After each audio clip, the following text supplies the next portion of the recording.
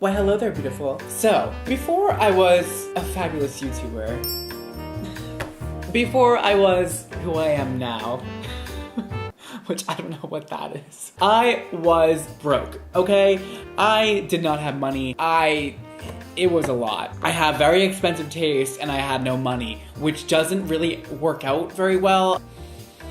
So when I was balling on a budget, as the kids say, I still had a love for nice wigs, okay? I love wigs. I just love the fact that you can transform your entire look like that. Maximum outcome with minimal energy, which is how I like to run my life. And I couldn't afford those expensive wigs that were pre-plucked and pre-laid and pre-sewn and full lace and, you know, the wigs that I use now, which I'm very fortunate to be given them by companies. Thank you to all of you guys. So today I bought this wig, all right, with my own money.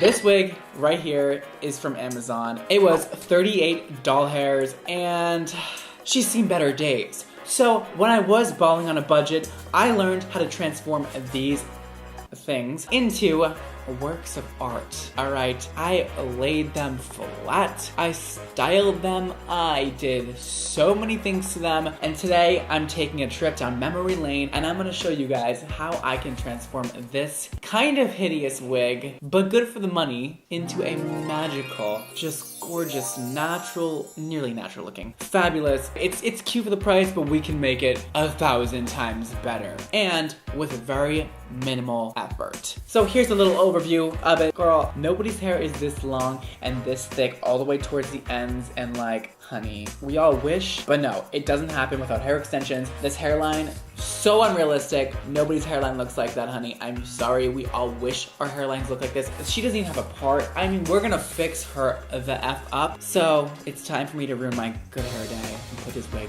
on my head for you guys to see what I'm working with here. Hi, my name is Whitney. I'm from Delaware. I moved to New York City last year and I'm working in PR.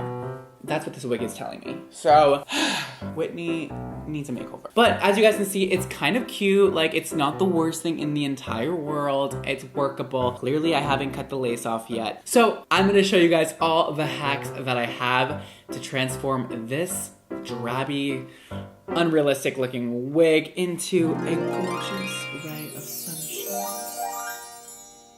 Let's do it. So firstly, I'm gonna take some clothing pins and just pin this lace down. Don't pin it too close to the edge because you don't wanna ruin the lace. It will stretch the lace out a bit. Put down a little bit.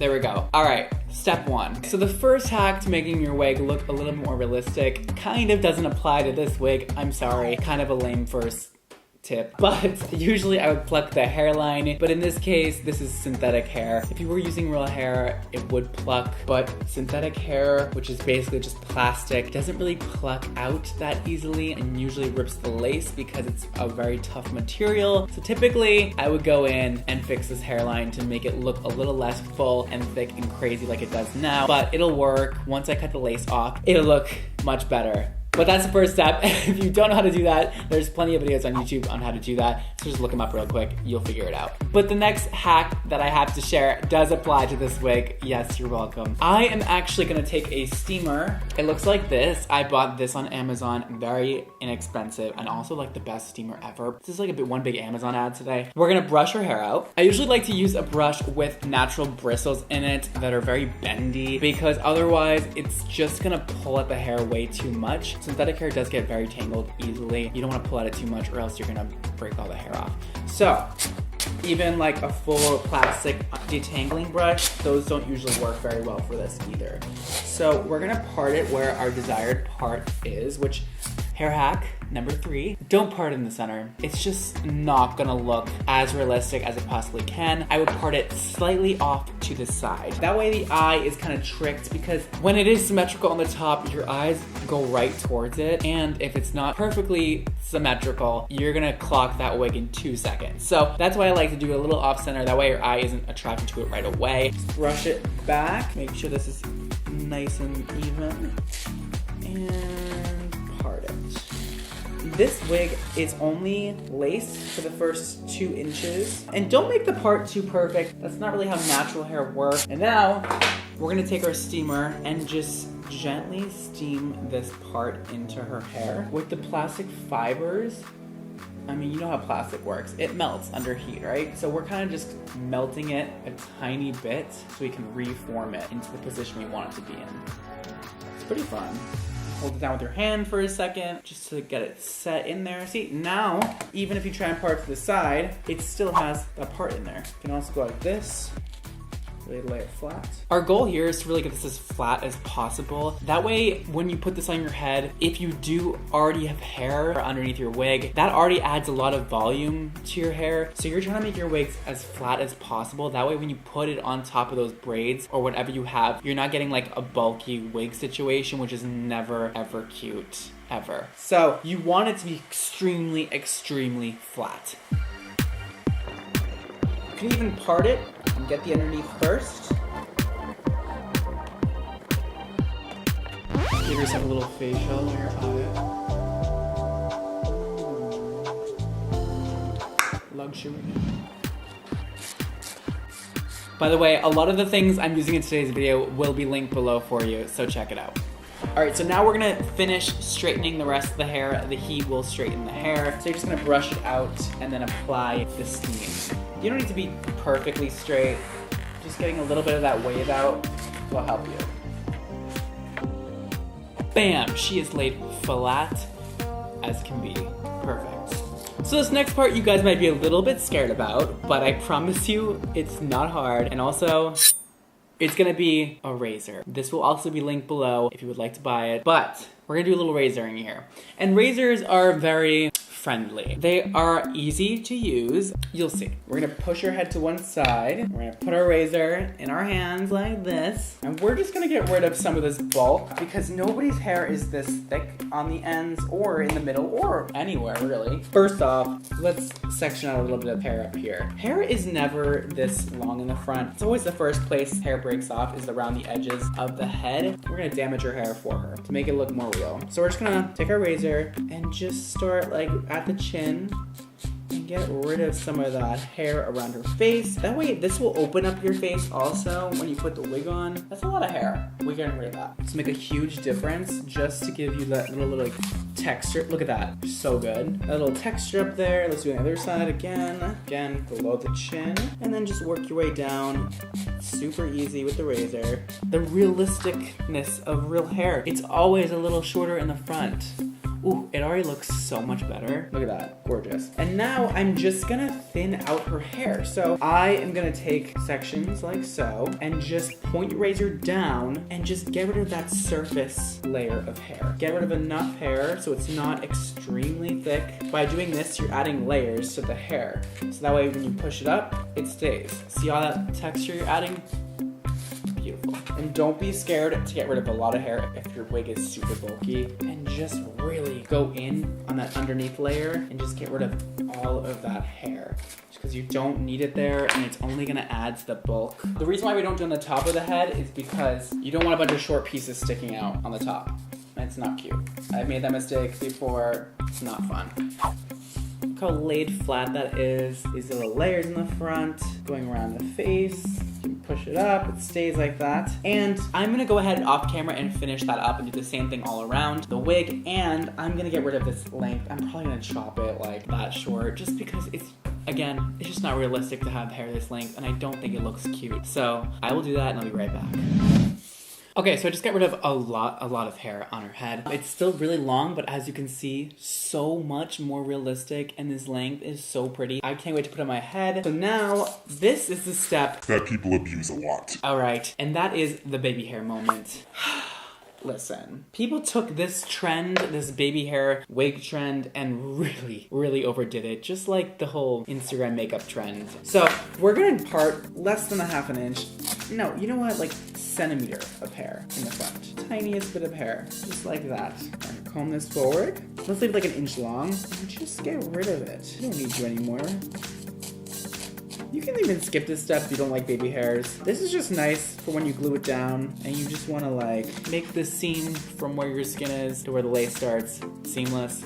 I don't always do it, but why not today? You can use your scissors and cut a little bit more. I like to really thin out the baby hairs. That way, because nobody's baby hairs are thick like this. Nobody's. That side is all finished. Beautiful. Okay, done with that step. That is probably one of the most important steps, is all of that cutting. Now we have her laid, we have the baby hairs snatched, we have the cut, we got rid of the bulkiness. Now we're gonna curl the hair. I'm gonna do very, very loose beach waves. Again, I keep saying natural 1,000 times, but we're gonna give her that natural beach wave look. You can leave it straight, but I wouldn't really recommend it if you're worried about your hair looking unrealistic when it's synthetic. I'm gonna add a little bit of texture in her hair just because I feel like that looks more natural. I'm gonna set this iron to around 300 degrees, which is a little hot, but you'll see I'm not gonna leave the heat on her hair for too long. It's gonna be very, very, very quick. Let's do it. We're gonna add a tiny touch of hairspray. I'm using Oribe Superfine, which is very expensive. You don't need to use this, but you can just use like a cheap hairspray and just lightly coat the hair just to give it something to hold on to when we curl. Boom, bang, boom, bang, boom, and let it just sit. Don't touch the curls because what's happening is the plastic is heating up, so you want to let the plastic cool down before you move it around too much. That way the curl sets in the hair. And again, we're not trying to get like an actual curl in the hair, we're just trying to get texture. You're gonna see it's gonna look kind of like a little bend. I'm really just trying to like mess up the hair a little bit so it doesn't look as perfect. You can then twist it with your hand and then let that sit. You can heat it up, heat it up, heat it up. Twist it and let it sit.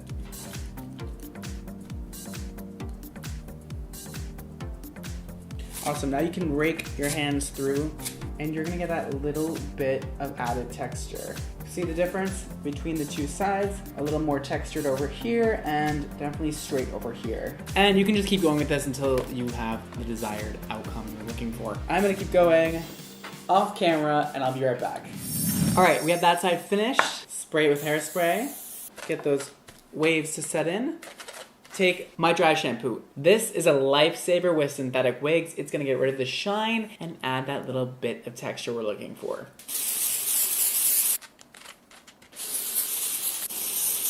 I think that looks perfect. Beautiful.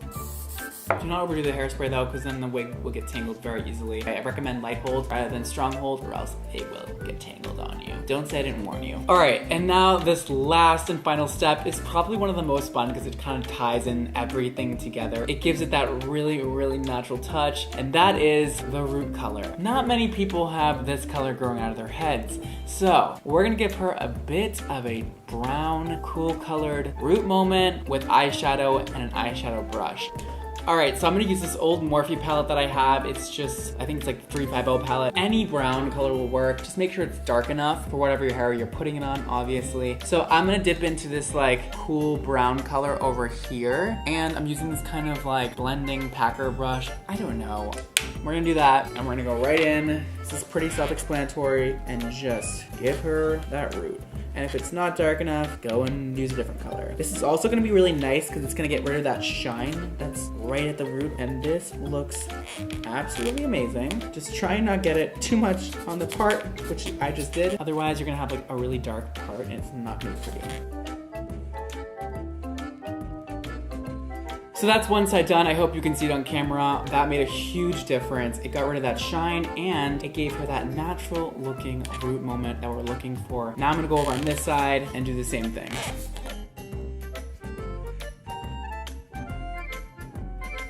You can also get creative with this and leave the pieces in the front out and have like a face frame moment right around the face and then darker around the rest of the head, but I am not a huge fan of that look, so I'm gonna make it all dark up here and it is gonna look fabulous. I think I said that the last step was the last step, but this is actually the last step. I'm gonna take a concealer that's in my color, put it on my hand here, and we're gonna paint that part very, very lightly with a brush like this. Don't put too much because it looks really obvious when you put too much of this on here. Just tapping it and rubbing it in. All right, I'm just gonna cut the lace off real quick and then I'm gonna apply it to my head. Some people like to cut the lace with a little bit of extra room up here, but I like to cut it as close as possible to the hairline.